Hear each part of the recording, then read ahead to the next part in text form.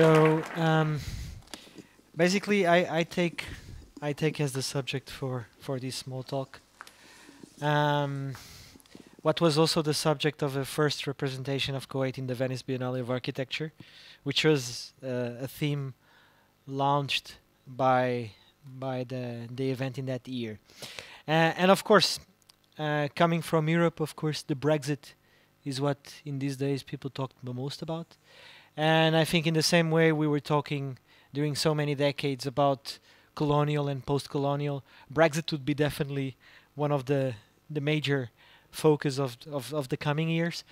And at a certain point within this context of Brexit, there are many things within the Anglo-Saxon culture that allow us to debate many of the contexts that are present in Kuwait in these days. So the first time I got more or a deeper contact with Kuwait was back in school with a colleague that was from here, and he was always showing me his house and his plot of his house. So the notion I had of urban form in Kuwait till a certain stage was basically this one, which is not far from this, which is somehow the logo of a research center that was established in 1967 in the School of Cambridge in the UK by Leslie Martin, which is someone that few months after is invited to coordinate some body of competitions and to also select a master planner for Kuwait in the late 1967-68. On the other hand, in the same way as urban form has made its mark in what is today the urban fabric of Kuwait, many of these buildings that we see in the city also made it. And of course they were present in many of these changes and shifts that Joaquin talked about, that Mo talked about, that are part, of course, of a phenomenon. So understanding the importance of these buildings, but also understanding the importance of the network is somehow what I wanted to discuss here today, and how somehow many of the discussions today lead us to this sort of debate of how networking somehow shapes the environment and shapes the territory. So this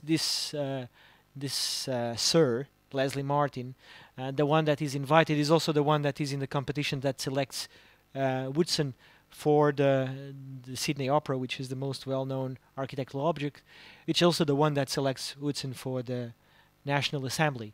On the other hand, it's also the one that here is with Colin Buchanan, the second master planner of Kuwait City, presenting a new plan for the Whitehall, so the House of Government in England. So somehow these two characters, completely away from Kuwait, with no relation of Kuwait, will make their mark in Kuwait in a very strong way. And these are the things that I think somehow have to be discussed in a more pertinent way and structured way, and are missed in many of the conversations and in many of the debates. There is an excessive focus in what we are here doing, and there is too little importance given to the structure of all these elements that somehow defined so many of the structure that today is locking many of these connections that people talk about. So these are just some comparatives between buildings that people take a given as a product of Kuwait experiential and exceptional moment, and some buildings of Leslie Martin, and here again more of that. So, but at the end of the day, the one of the big subjects here is the fact that this sort of Eurocentrism or Anglo-Saxon post-colonial commercial enterprise, it's something that is pretty much bounded by a mathematical and a very rational approach to the territory that doesn't consider any of the things that all our speakers talked here about today. And so further on, the same traditions are kept by Kuwaiti students that go abroad to study in the US and get exactly the same Anglo-Saxon education. And here, for example, we have a project that it's the project that precedes Shaheed Park in terms of the chronology of thought for that piece of fabric of city. And this is a project by Nader Tehrani, which is somehow an Iranian, a very well-known scholar in US, And here we have the proposal for all that area that now is the area that is behind Tijaria Tower. So Shaheed Park, it's something that starts in the summer of 2010. It's a completely speculative project. It's a very politicized and political project. It started as a proposal from this local office, which is TAPE, that somehow understood that there was an opportunity to pitch a project to Amir Diwan at a very critical point of Kuwait. We are in 2010, and during 2010 there are many changes at the governmental level that led into the somehow the composition of the government by the end of the year in December. And this was the first proposal. This is just relevant to see that somehow the idea is to build some sort of structure that confines the space of the garden. But as you see here, there is no hierarchy within this space, as you have today, given by elements such as the Constitution monument, for example. Also, the spirit of that project was completely different. Was a project based on a more sort of organic and archaic at the same time. Nothing related to the idea of green roofs, technology, glass facades, all that imaginarium. So, and at that time, what we were doing in the office, so we were also operating in a similar way. So the Kuwaiti office tape was operating pitching projects to Amir Diwan, and at that time we were pitching projects to the municipality. And of course, Dima Al Ghanim did the first exhibition in Darwaza in 2009, and that was very relevant for us. It was a space that was very close to our office, and these were the two spaces that we started working on also in 2010.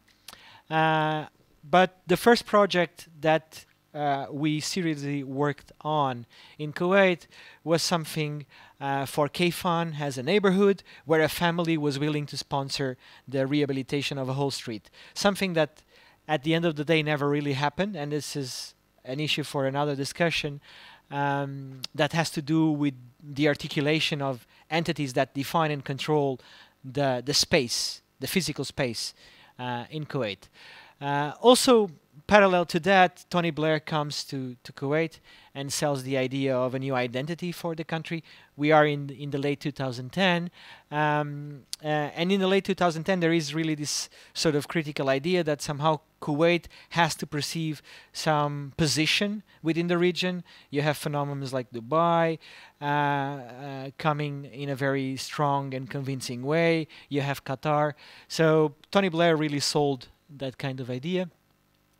On the other hand, we had someone in our team that started a research that was a thesis on all these big and gigantic buildings in a very particular period of time that then will lead into a publication.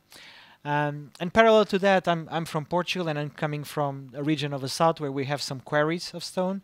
And what is interesting is that by then also there were other Portuguese here in 2009, 2010 that were basically doing projects for municipality for all Mubarakia area.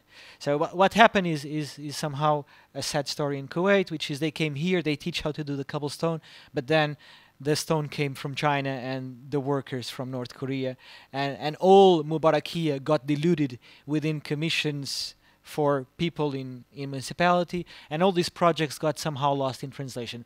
One of these projects was Safat Square project. Safat Square project is very critical because it's part of this idea of the government of somehow some sort of revitalization of the public space, and it's important to understand that this happens before the Arab Spring.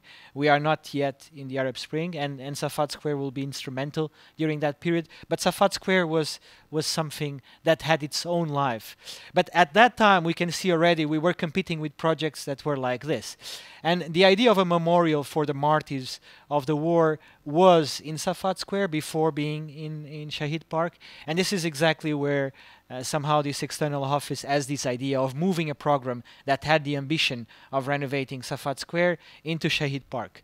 But then started all this conjecture that basically we heard in the lecture in the videos in the beginning of this section.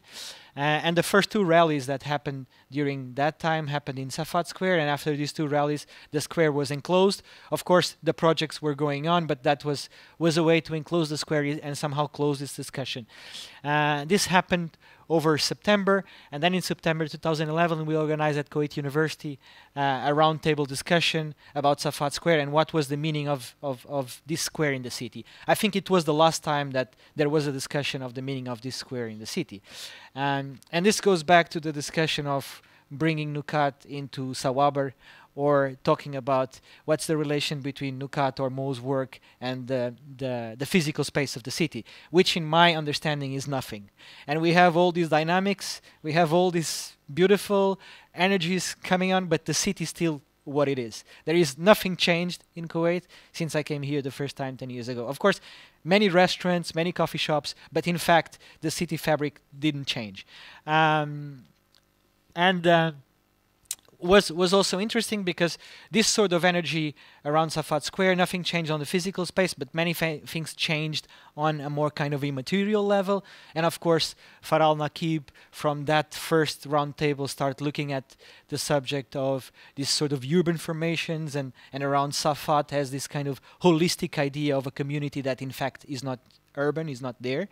And then, of course, we were renovating this space that became Arabana at that time, which was a relevant space as a platform of discussion, because then this first participation in Venice Biennale of 2012 had a series of meetings and discussions that took place there and led into a participation that was called Kitra, that was still pretty much around the idea of Douaniya. That's also something very interesting, something that disappeared completely from the discussion. And I remember at one of the Nukats was a very strong discussion, and there is still today something that is called cultural Douaniya. But the importance of the Douaniya as a space of discussion of these discussions, it's something that I didn't saw growing up.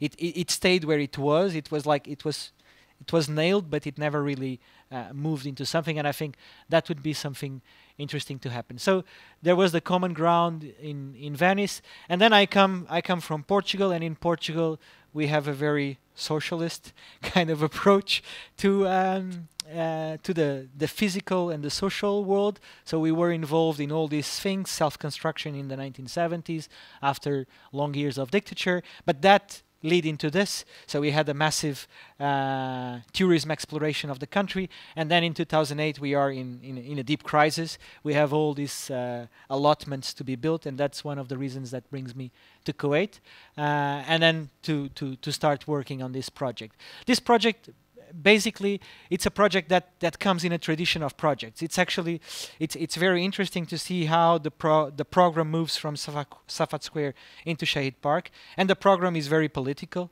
more than anything else, because the idea of the program was to use the celebration of the National Day around the flag and to move that sort of ceremonial into a place of the city that was being left and left with a serious responsibility for that left, because somehow it was the martyrs' garden after the invasion, and the government, and especially the Amir Erdogan, felt always that the space was not being respected in the way it should be. So the project started as an enclosed garden. It's not a public garden, was never a public garden, was always to be an enclosed garden where you had the flag in the middle and then the ruler in one side and the people in the other side. So the martyrs, where today is the Memorial Museum, and the Rulers Museum, where today is the Habitat Museum. That then was a program that was sold by SSH to Jabar Cultural Center. It's a dynamic of projects that emerges out of this project that I think are relevant and are part of this sort of very strong ambition of how to build a controlled environment in a very harsh environment as it is a city in a desert. And at the end of the day, the big problem is, as you can imagine, you can't build that comfortable environment in a very short period of time, because if the environment is harsh, it's something that will take time. But the problem in Kuwait, like with everything, is that there is no patience for for that. It has to happen tomorrow. So with the graffitis, it can really happen, but with construction and with changing the city, it's not that easy. However, it's very interesting because being that short and being that young, Kuwait has a very strong historic in this sense, because it's something that had already so many decades of reflection on urban fabric, environmental awareness and responsibility, and it had so many people doing studies about the city. It had even all these reflections about environment and human performance that somehow could made it to happen, to have this project as it is today, Shaheed Park. And I think Shaheed Park is basically, someone said before, I think was Joachim, that there are two ways. One way was not to go with them, the other way was to go with them. And Shaheed Park has that sort of drama, because somehow, just moving here, this was the garden before. And of course, when this was the garden before, we as someone responsible, of course, we never wanted this to be demolished. But of course, all this was demolished. But many times we were there. There were 16 projects for demolition. So the areas that here are in gray are the areas to be preserved. There were so many changes that were not able to survive to this sort of anguish to finish tomorrow. You know, the fact that the trees were not preserved is this ambition of finishing something, of having it ready in a carpet tomorrow. And somehow the project had to deal with that. I don't know if the project that would preserve that trees, if would have been better or worse than the one that was built, but somehow that was an ambition. On the other hand, of course, the area that we are talking about was planned as a buffer between the city, or the core of the city, and the periphery. It's an area that was not very well regarded over the time in its primary function. It was an area that was supposed to be a ludical area. Of course, during decades and decades and decades, was used mainly as an infrastructural support to the city. So there are many underground services. So the project has to deal with all these underground services, and these underground services and being the constraints that define and shape the project. Together with that, there are many other political conditions that define that. And of course, one of them is that, I don't know if this has a pointer, one of them is this Constitution Monument. The park was exactly there, where the Constitution Monument is, because this was the place where initially the parking garage for the tower in front was supposed to happen. It was a project that was approved by Baladia. So it was part of our sort of strategy to have this sort of paramilitary approach to all these subjects. And to put an entrance where they had already a car park would be a way to defeat the purpose of the car park. But then what happened is also that, of course, this sort of initiative that also runs in parallel to you brought a Constitution Monument there. One of the perversities of this project is that, of course, it's always good to talk in a positive way about the project, but I think it's important also to talk on the constructed way. I know that my time is finishing, and I will just finish it with this, which is the negative side of this, which I think it's important for this sort of collective reflection on the project, which is, so we have now here a Constitution Monument that was fenced. Of course, it conditioned a lot our project, because the fence was just removed when the project was finished, because finally the client understood that the fence could be removed. But this Constitution Monument was designed by a commercial Iranian architect that no one knows exactly who is. And we just got this project because I passed by and I saw that this thing was being erected. So I went to the person that was responsible and told, oh, what's going on? How is this possible? So on the other hand, also we have, for example, here something which is a memorial museum, which celebrates the martyrs of a very terrible period of the history of Kuwait that was completely disregarding during this process. It was designed by an office from the interior, so the exhibition is designed and the story is told by an office from US, from New York, which is basically a Jewish office that designs all the Jewish museums in Russia and in Poland, which is, all these fragments are very perverse on the way they are structured.